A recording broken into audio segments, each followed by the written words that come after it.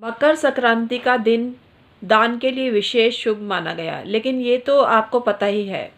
लेकिन हर राशि की कुछ अलग पहचान होती है। हर राशि के लिए कुछ चीज़ें शुभ और अशुभ होती हैं। ऐसा नहीं होना चाहिए कि आपको किसका दान शुभ है वो नहीं कर रहे हैं आप, और आपको गलत जानकारी के अभाव में आप वो उस वस्तु का दान कर देते हैं जो आपके लिए नुकसानदेह हो सकता है। तो आज के वीडियो में यही जानकारी मैं आपको देने जा रही हूँ कि दान देवें सोच समझकर। और मकर संक्रांति के दिन कुछ दान तो ऐसे होते हैं जो सब कोई कर सकता है, लेकिन हर राशि की अपनी विशेषता होती है और हर राशि के लिए कुछ पदार्थ शुभ होते हैं और कुछ पदार्थ अशुभ होते हैं। जैसे कि मकर और कुंभ राशि है, इनका लॉर्ड शनि है। शनि उनका लग्नेश है, देह स्थान का स्वामी है।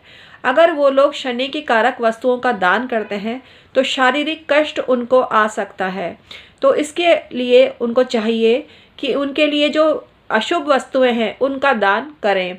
जैसे गुड़ का दान वो कर सकते हैं। ये एक एग्जाम्पल देकर आपको मैंने मेरी बात समझाई है। मैं हूँ आपकी अपनी डॉक्टर उमाश्री। मेरे चैनल में हमेशा आपका स्वागत होता है। आज बेहद खास जानकारी आपके लिए लेकर आई हूँ जो आपके लिए जाननी बेहद ज़रूरी है। मिस मत करना, अगर मिस की तो पछताएंगे आप। और पछताना ऐसा पड़ सकता है कि स्वास्थ्य हानि हो सकती है अगर गलत चीज़ का दान आपने कर दिया तो बने रहिए वीडियो पर और जानिए आपको किस चीज़ का दान करना शुभ होता है और किस चीज़ का दान करना आपको अशुभ होता है। तो आइए आज का वीडियो शुरू करते हैं। अगर मकर संक्रांति के बारे में आप नहीं जानते हैं तो मैं आपको बता दूं कि मकर संक्रांति उसको बोलते हैं कि सूर्य देव जो होते हैं शनि के घर में प्रवेश करते हैं, जो उनकी पुत्र की राशि है उसको मकर राशि में उनका भ्रमण करना या गोचर करना संक्रांति कहा जाता है। संक्रांति का पुण्य काल विशेष महत्व रखता है और उसी में आपको दान इत्यादि देने चाहिए। सूर्य लगभग 1 महीने एक राशि में रहता है और इस तरह से 12 संक्रांतियाँ एक वर्ष में आती हैं, क्योंकि 12 महीनों में 12 संक्रांतियाँ आती हैं। हर संक्रांति महत्व की होती है, लेकिन मकर और कर्क संक्रांति विशेष जो उल्लेख के योग्य होती है। स्पेशली जो मकर संक्रांति होती है उसमें दान पुण्य का विशेष महत्व होता है। ऐसा माना जाता है कि मकर संक्रांति से ग्रीष्म ऋतु की शुरुआत हो रही है, ऐसा मानना चाहिए। और कर्क संक्रांति से आपको मानना चाहिए कि शीत ऋतु की शुरुआत की दस्तक होती है। तो मकर और कर्क राशि जो होती है ये विशेष महत्व की होती हैं। मकर संक्रांति में तिल का दान करना चाहिए, गुड़ का दान करना चाहिए, रेवड़ियों का दान करना चाहिए और काले तिल भी दान में दिए जाते हैं।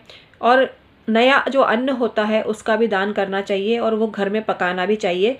ऐसा करने से आपके ग्रह दोष दूर होते हैं और आपके जीवन में खुशहाली आती है।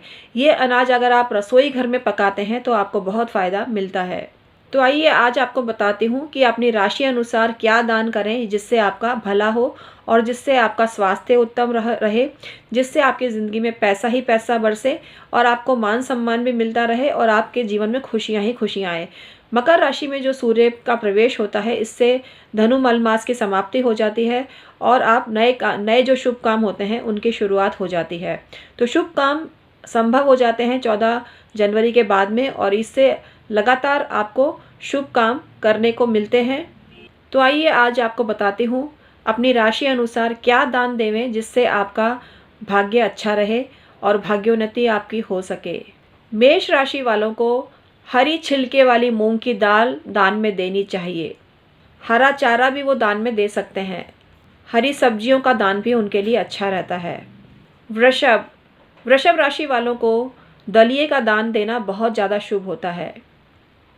आप गेहूं का दान भी दे सकते हैं। मिथुन वालों को गेहूं का दान करना चाहिए। कर्क वालों को काली दाल दान में देनी चाहिए।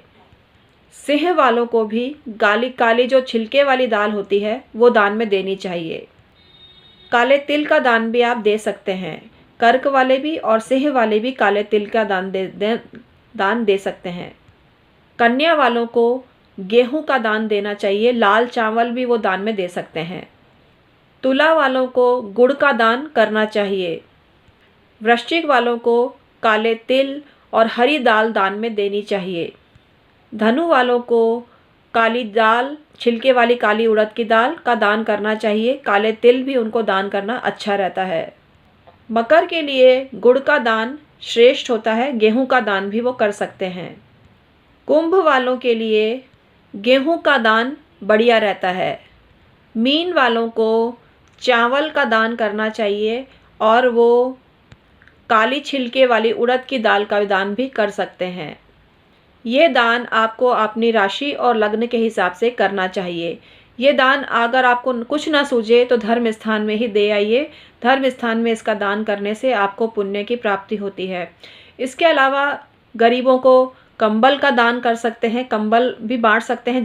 जिस कलर के मैंने आपको अनाज बताए उसी कलर से संबंधित आपको वस्त्र दान करने चाहिए। गर्म वस्त्र का दान करना बहुत ज़्यादा शुभ माना जाता है। कड़कड़ाती सर्दी में हम और आप संभल नहीं पाते, तो ऐसे में गरीब लोगों का क्या हाल होता होगा, ये इमेजिनेशन में सोच के देखिए।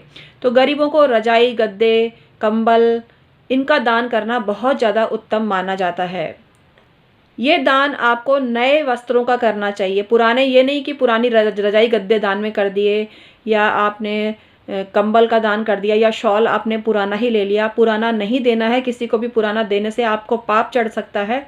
अपना पहना हुआ कोई भी वस्त्र दान ना करें और आपको नया ही वस्त्र इस मकर संक्रांति के अवसर पर दान करना चाहिए, वो भी वुलन।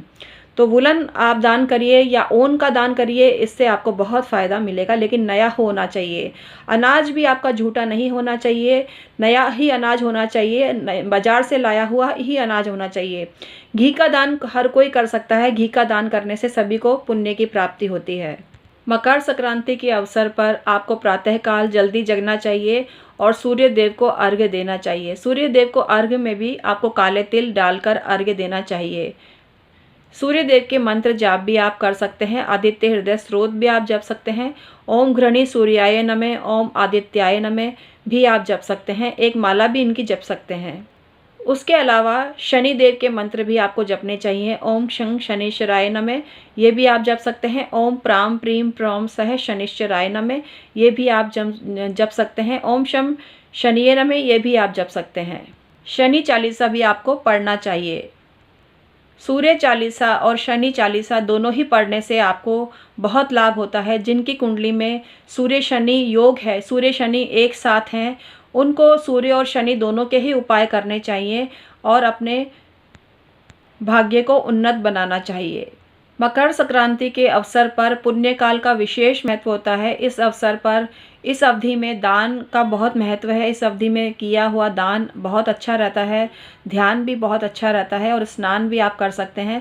लेकिन अगर आप प्रातःकाल स्नान कर चुके हैं और सूर्य को अर्घ्य दे चुके हैं तो पुनः स्नान की आवश्यकता नहीं है। लेकिन पवित्र नदियों में भी स्नान का विधान है। पवित्र नदियों में भी आपको स्नान करने से अथाह पुण्य की प्राप्ति होती है। जो पुण्य काल है इस बार दोपहर 2:43 से प्रारंभ होगा और लगभग 5:30 के बाद तक विद्यमान है, मतलब 5:44 तक विद्यमान है। तो इस अवधि में आप स्नान कर सकते हैं, ध्यान कर सकते हैं और मंत्र जाप भी कर सकते हैं। इससे आपको बहुत फ़ायदा होगा क्योंकि पुण्य काल जो होता है इसका विशेष महत्व होता है। इस अवधि में आप दान देते हैं तो बहुत ज़्यादा पुण्य आपको मिलता है। तो आज का वीडियो अगर आपके लिए ज़रा सा भी हेल्पफुल रहा हो तो इसको लाइक करना, शेयर करना, ऐसी जानकारी सबसे शेयर करें जिससे सबका भला हो सके। इससे आपको पुण्य की प्राप्ति होती है और सबकी ब्लेसिंग्स मिलती है मित्रों, और आपके थ्रू मुझे भी ब्लेसिंग्स की प्राप्ति हो जाती है। तो आज का मैं वीडियो समाप्त करती हूँ। बहुत बहुत धन्यवाद।